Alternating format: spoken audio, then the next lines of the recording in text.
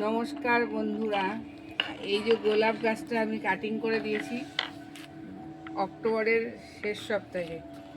এখন ডিসেম্বরের প্রথম সপ্তাহে দেখুন লাল ছোট ছোট গজ বেরিয়েছে, পাতা বেরিয়েছে, এরপর কুড়ি আসবে। এই দেখুন আমি 10, 26 দিয়েছি, হাড়ের গুঁড়ো শিংকুচি দিয়েছি, আর সর্ষের খোল তো দেই সপ্তাহে একদিন।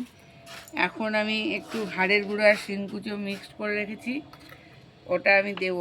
গাছের গোড়া দেওয়ার আগে আমি পুষে নিচ্ছি। এই গোলাপটার যেরকম গন্ধ সুন্দর, সেরকম রঙও সুন্দর।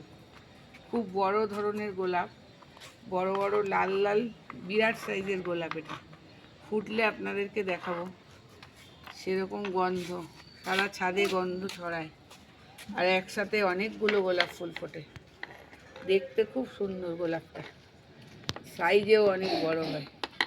এই গোলাপটায় ফুল হলে আপনাদের দেখাবো।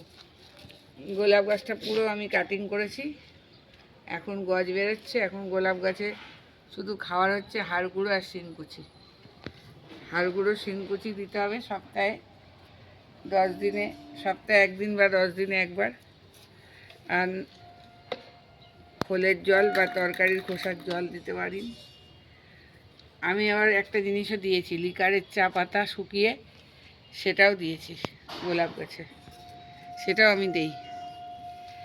মোটামুটি গোলাপ গাছের আয়তন আর সাইজ বুঝে আপনাকে খাবারটা দিতে হবে।